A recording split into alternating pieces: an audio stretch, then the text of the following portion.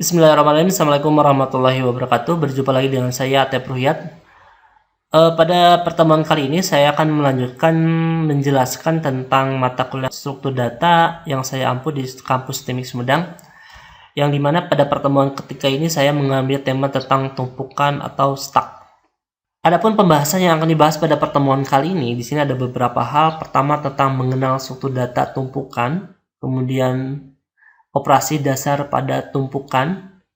Di sini juga ada aplikasi tumpukan, kemudian ada kode pada kelas tumpukan, kemudian metode anggota push, metode anggota empty, metode anggota pop, dan kode pada area main.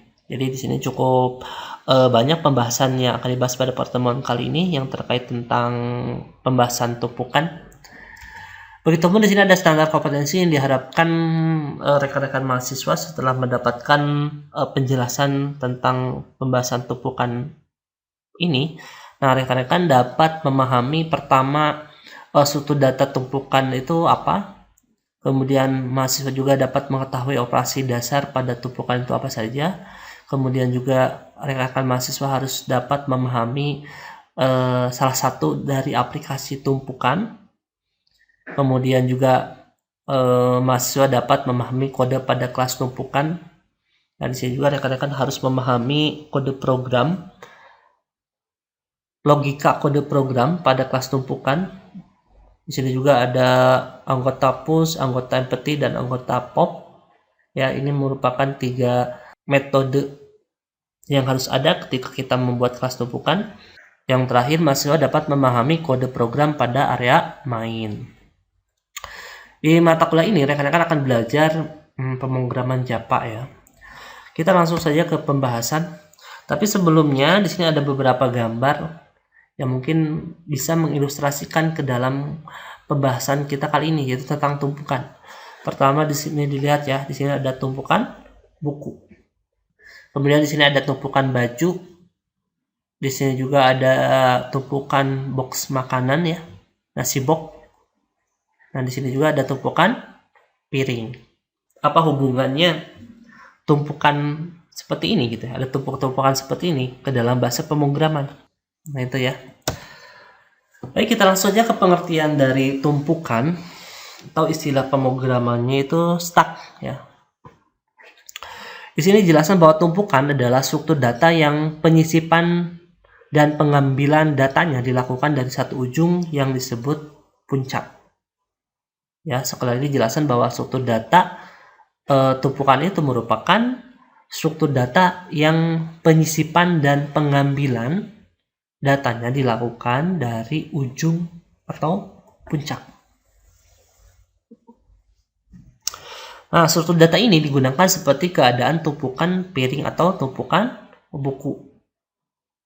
Cara yang paling mudah untuk meletakkan piring ke dalam tumpukan adalah dengan menaruhnya di bagian puncak atau atas. Begitupun kalau piring diambil.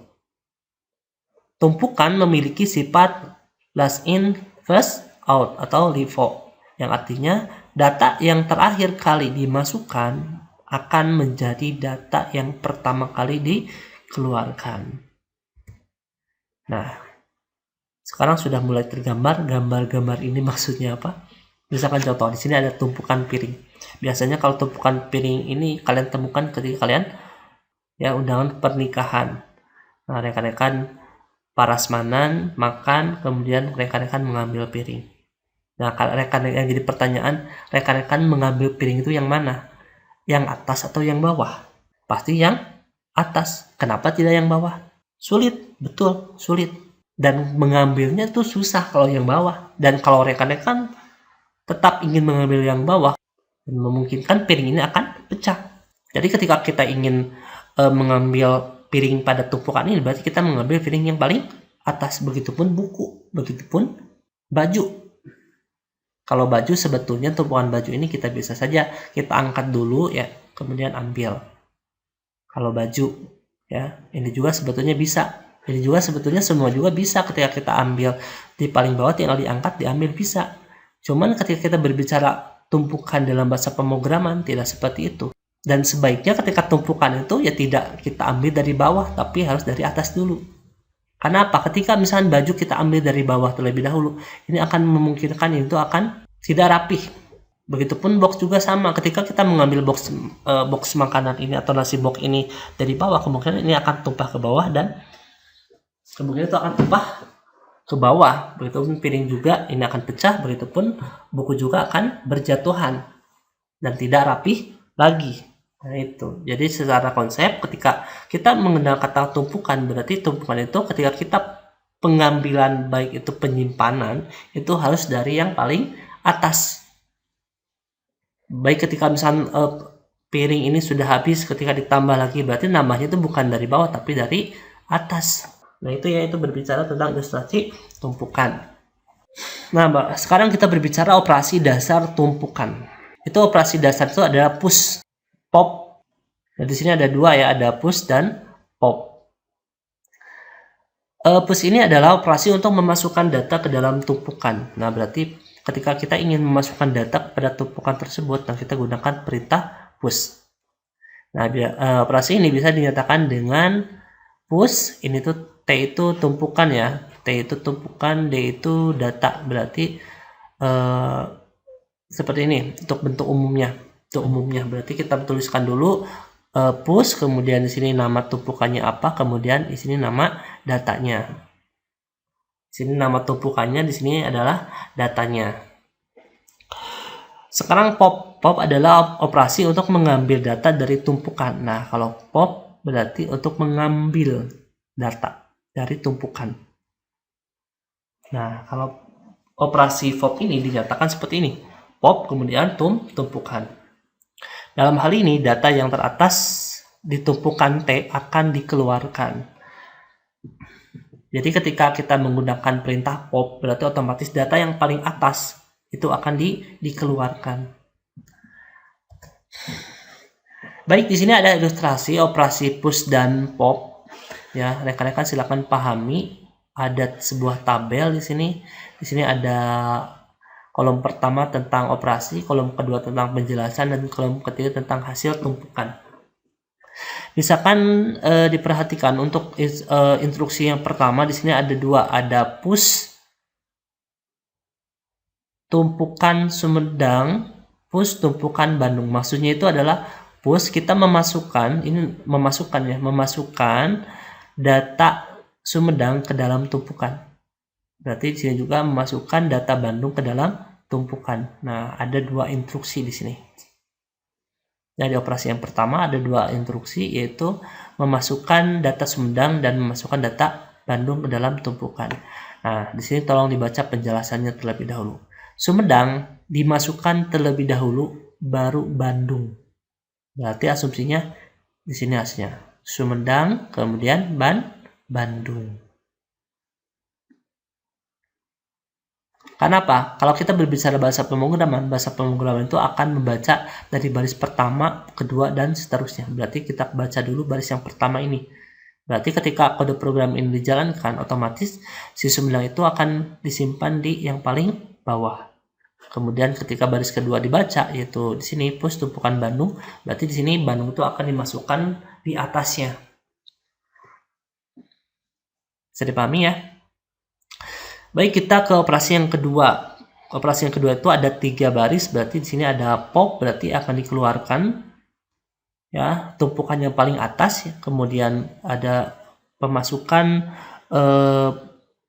Bogor ke dalam tumpukan dan pemasukan Jakarta ke dalam tumpukan. Nah, untuk operasi yang kedua di sini ada pop. Ya, pop ini akan dibaca terlebih dahulu, berarti pop ini akan mengeluarkan atau mengambil data dari tumpukan yang paling atas. Berarti tumpukan yang paling atas itu di situ yang mana? Yang ini, yang Bandung. Berarti Bandung akan diambil, berarti Bandung itu akan hilang. Berarti di dalam tumpukan cuma ada Sumedang. Nah, kemudian kita baca baris kedua.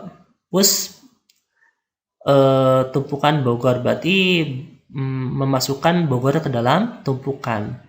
Nah, seperti ini ya dijelaskan ya. Bandung dikeluarkan, seperti yang tadi dijelaskan bahwa Bandung akan dikeluarkan berarti hilang. Kemudian Bogor dimasukkan dan diikuti Jakarta. Bogor dimasukkan dan diikuti Jakarta. Berarti ketika tadi di dalam tumpukannya pertama itu ada Sumedang dan Bandung dikeluarkan karena di sini ada perintah pop dikeluarkan, kemudian ada Bogor dan Jakarta dimasukkan, berarti hasilnya seperti ini. Sumedang, Bogor, dan Jakarta.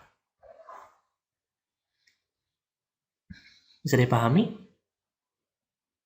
Baik, kita ke operasi yang ketiga. Di sini ada dua perintah ya. Ada memasukkan Bekasi ke dalam tumpukan dan memasukkan Tangerang ke dalam tumpukan. Berarti Bekasi dan Tangerang ditambahkan. Berarti otomatis ketika di sini tumpukan awal ada Sumedang, Bogor, Jakarta, tinggal memasukkan saja Bekasi dan Tangerang. Berarti jadi Sumedang, Bogor, Jakarta, Bekasi, dan Tangerang. Nah, di sini ada operasi yang keempat, yaitu ada 4 baris perintah, ada pop, kemudian ada memasukkan Tasikmalaya ke dalam tumpukan. Berarti ada 3 perintah untuk mengambil data dari tumpukan dan ada 1 untuk memasukkan ke dalam tumpukan. Berarti Tangerang, Bekasi, dan Jakarta itu akan dikeluarkan, kemudian Tasikmalaya akan ditambahkan. Nah, berarti di sini karena tumpukan awal seperti ini, karena di sini sudah dikeluarkan 3 ya, berarti Tangerang, Bekasi, dan Jakarta itu akan dikeluarkan, kemudian nanti Tasikmalaya ditambahkan. Berarti ketika Tangerang, Bekasi, dan Jakarta dikeluarkan, berarti tinggal Sumedang dan Bogor. Nah, kemudian Tasikmalaya ditambahkan, berarti Sumedang, Bogor, dan Tasikmalaya. Nah, itu ada ilustrasi dalam bentuk tabel tentang perintah pop dan push. Nah, tolong dipahami ya. Jadi sekali lagi, tolong dipahami itu untuk menyisipkan data itu kita menggunakan perintah push, dan untuk mengambil data itu atau mengeluarkan data itu dengan menggunakan perintah pop. Nah, sekarang kita berbicara di sini aplikasi tumpukan. Aplikasi tumpukan sangat banyak, namun salah satunya yang paling umum adalah membalik string. Sebenarnya ketika kita berbicara aplikasi tumpukan masih banyak ya. Sedangkan rekan-rekan coba cari referensi lain tentang aplikasi tumpukan. Cuman di sini yang paling umum atau yang paling banyak digunakan adalah dengan membalik string. Jika suatu string diproses dimulai dari yang paling kiri dan ditaruh ke tumpukan karakter per karakter, maka karakter paling kiri akan berada pada posisi paling bawah dalam tumpukan. Selanjutnya, kalau karakter dalam tumpukan diambil satu persatu dan disusun dari kiri ke kanan, string akan terbentuk dengan susunan terbalik terhadap aslinya. Kira-kira rekan-rekan dari pernyataan barusan bisa dipahami tidak? Kalau masih bingung, di sini ada ilustrasi pembalikan string.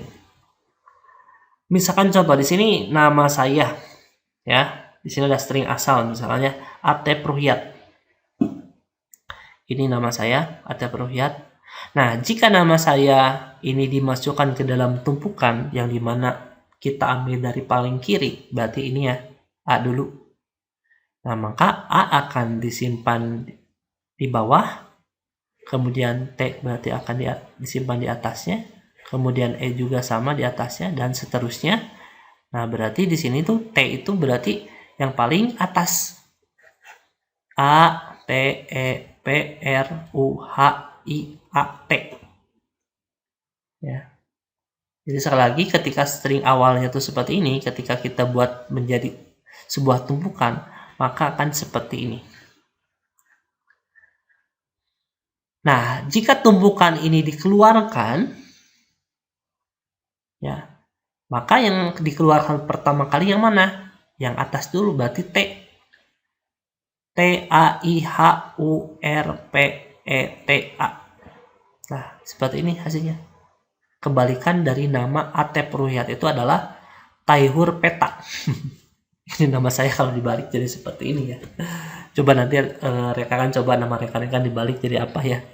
Jadi Taihur Peta di sini. Nah, ini ilustrasi membalik string. Jadi secara umum tumpukan itu ya seperti ini gitu ya. Ketika misalkan ada barang yang harus kita tumpuk misalkan seperti itu, kemudian harus kita ambil kembali, nah seperti ini contohnya ya.